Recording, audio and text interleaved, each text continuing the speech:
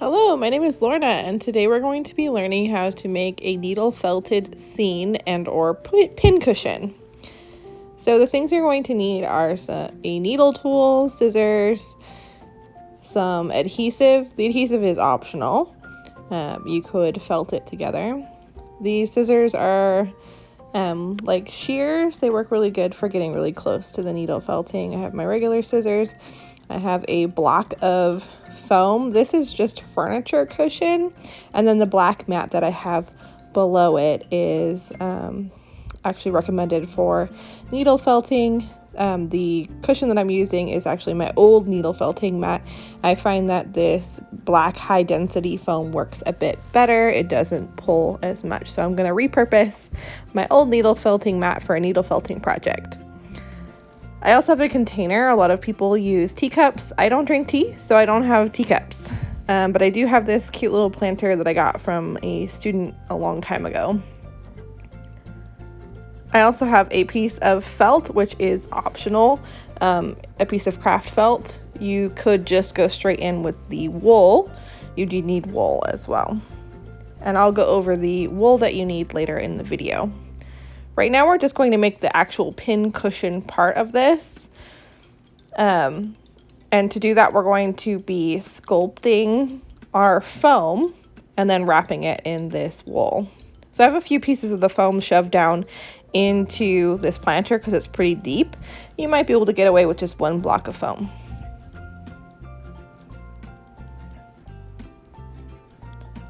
So I want to round out my foam. And so I'm going to do that by first taking this rectangle and turning it into more of an oval shape. It is squishy, so it's going to be very forgiving on fit. I don't need to make sure that it's going to fit perfectly. I actually want it to be a little bit larger than the circumference of my container so that it will squish in so that I don't have to glue it in. You could glue it in when it's all done if you would like. I'm not sure if I'm going to want to use this planter for a pincushion for its entire lifespan, so I'm not doing any permanent changes to this planter. So I'm just taking my scissors and cutting off large bits here. You can actually reuse some of these large bits for little houses and trees and things and just cover them in wool, which is pretty fun.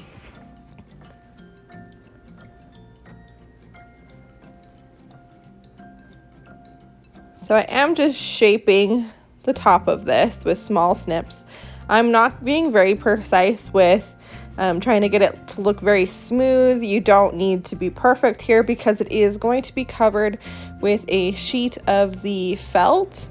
If you are using directly wool onto this, then you would want to perfect it and smooth it a little bit more because the wool is going to have less of a cushion to separate it from the cushion. Using a sheet of felt, I find, also helps the wool to stick to the felting mat. This felting mat is not supposed to be feltable, but I actually found that it is significantly feltable, so that's why I am repurposing it. If you're interested in this planter, here's some information. I have no idea where it came from. Like I said, it was a gift.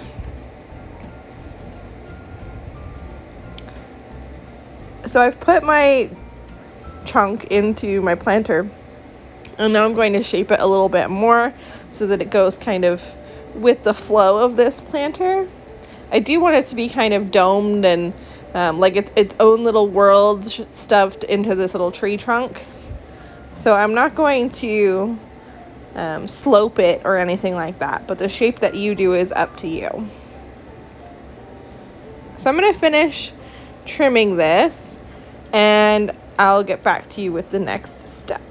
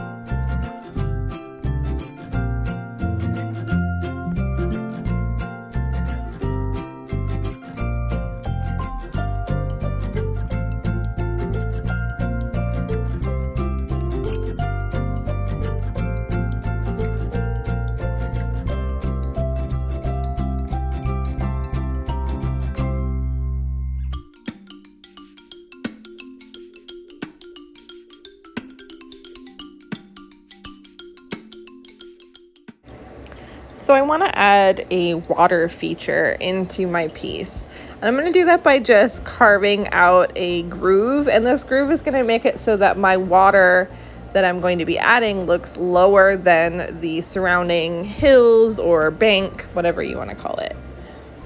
So I'm just taking these shear style scissors and I am snipping a almost triangular groove in. You could make your river wider. You could make it take up the majority of the piece and just have a little bit of bank on the sides. You could sculpt in boulders and hills and rocks into this in the same way. So your landscape is up to you.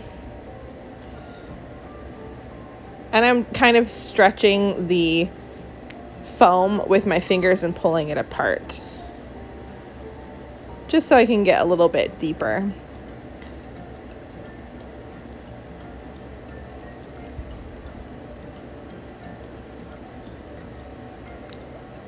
You can cut at a 45-degree angle as well to make it more of a gentle incline into the water as opposed to like a steep drop off into the water. And that's what I'm doing here, is I'm just cutting at an angle. So now I'm going to wrap my foam. So I have here my piece of craft felt. This is 100% wool, but you can use any craft felt that you have.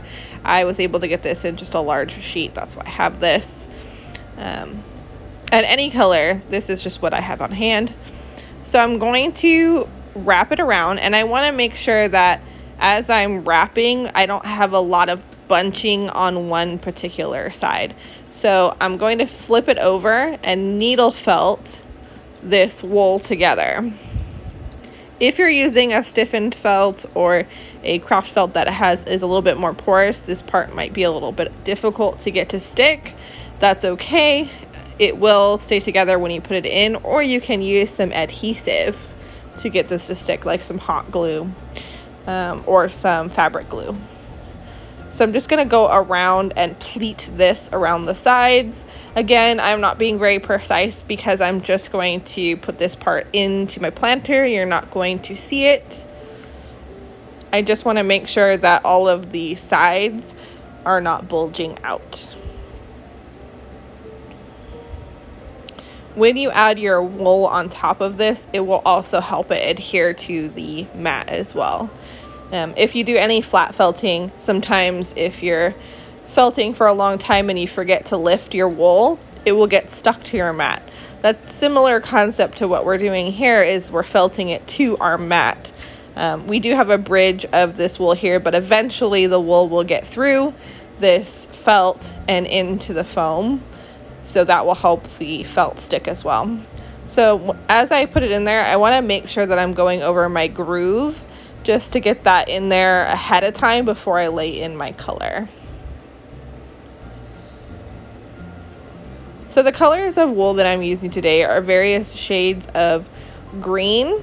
I have some red, some white, and some brown. But the colors of wool that you use really depend on the features that you want. I'm going to show you how to needle felt trees and mushrooms, which are pretty much the same thing in different sizes. So I'm going to show you a mushroom and then time lapse the trees because it's very similar technique. So for this part, I'm just laying on some green. I have this variegated dyed merino wool from Rumpelstiltskin, and it has these really nice, like, more olive greens and lime greens, and I really like the difference because it's going to add some dimension to it. So I'm going to take it out to felt it, otherwise my needle would be hitting my planter the entire time. That, and I can wrap the excess wool around the bottom to help secure it into place. So I'm just going to go back and forth over this until I feel like it is secure. The amount of felting that you do here is up to you. You can get it really tightly felted. I like more of a whimsical, fluffy look, so that's what I'm going to go with. But the longer you continue to poke and the longer you continue to felt, the smoother and less bumpy, less fuzzy it's going to get. For my result, I spent about 30 minutes felting this piece.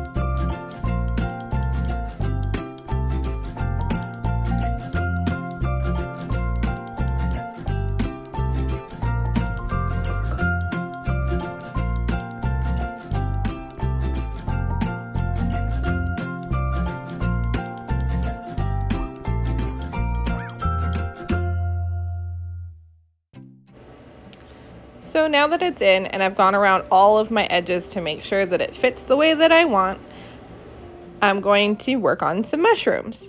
So the mushrooms and the trees are the same thing. It's going to be a stalk with a cone-shaped lid.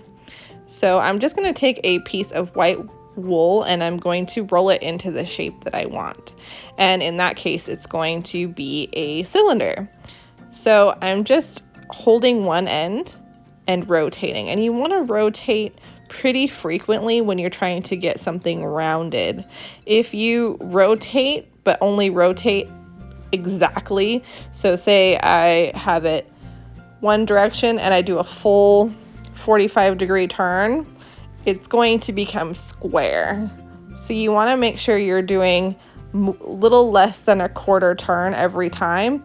And if you do see that edges are starting to form or corners are starting to form, you felt those down. So you'll see I kind of roll it, but very slowly while I am turning. I don't flip it. If you flip it, it's going to flatten out. So for the top here, I've just made like a cinnamon roll and I am felting that straight into my mat. You'll see when I pick it up, there's a lot of fibers that go directly into my mat, and that's okay. So to attach, I'm just going to put my white piece on and felt around. And you'll see there's some pieces coming out. Just gonna felt that in a little bit more. It's a very simple technique. So you can go ahead and felt the edges directly to your mushroom to clean those up a bit. And that's what's going to give it its cone shape. You don't really need to do much with these. So you take a disc and you put it on top of your cylinder. And when the white part is in, the stalk is in the cap, it's a lot easier to attach it and to shape it because you have something to hold on to. So I recommend getting a loose felting on your cap, attaching it, and then continuing to shape because you have more surface area to hold.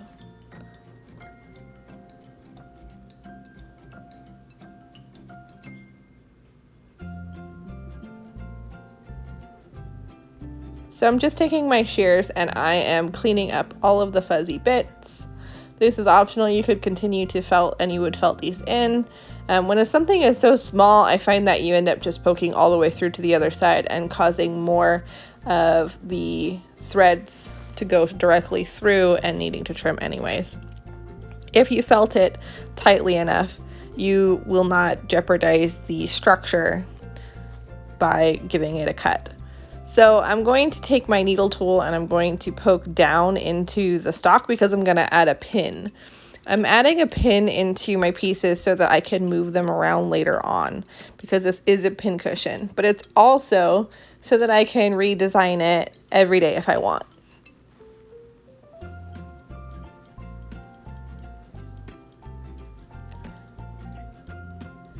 So for the spots on my mushroom cap, I'm just taking a little bit of white and I'm poking towards the center and then dragging the rest of the white towards the center. And when you give the extra hairs a good trim, it's nice and flat. You need a little bit more wool than you would think for this part, and that's because it gets kind of sucked into the red cap. And I'm being careful not to poke all the way through to the other side because I don't want white poking through the red. So I'm doing shallow pokes that are effective enough to go into the red, but not too deep to go all the way through. And if you'll notice, I'm not making perfect little balls before putting this on. All I'm doing is putting a chunk on and then poking towards the center of that chunk, dragging my ends in and then giving it a trim. And you can add as many spots as you want. You could add stripes, you can add whatever you want to this part.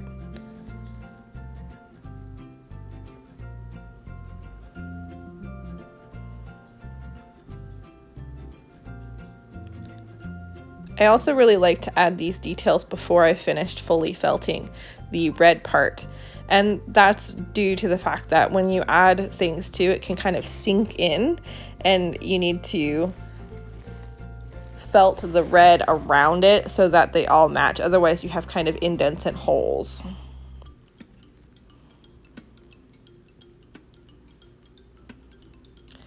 When you're doing the trees, it's very similar to this.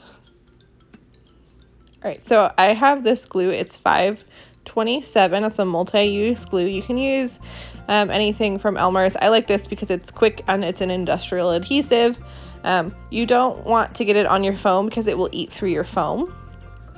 So make sure you're protecting your foam or you move your foam out of the way. You don't want to get it on your table, your work surface. I'm just using a piece of paper.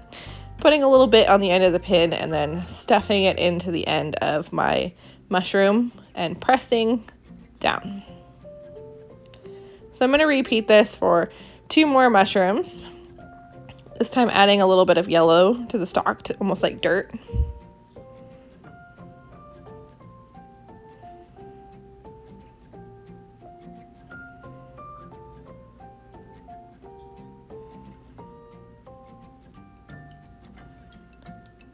Add my pin, and then for the trees I'm going to do the same process, only I'm going to do it slightly larger. So I'm making a larger stalk and a larger cap, and in brown and green, of course. And you can mix your green wool with other greens so that you have more dimension. Like you could add a darker green in with this and that would look really cool. But because I have such variation in my grass, I don't really want that much in my trees.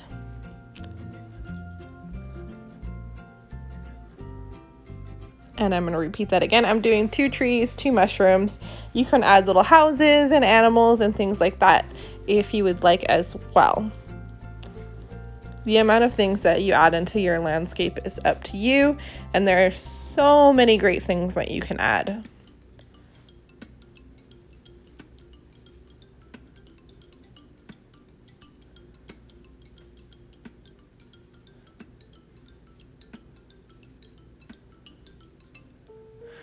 So after I have completed all of my pieces, it's time to assemble. So I have all of my pieces, 2 trees, 3 mushrooms, and here is the final product. I hope you enjoyed this video. Please like and subscribe for more videos like this. Thanks for watching.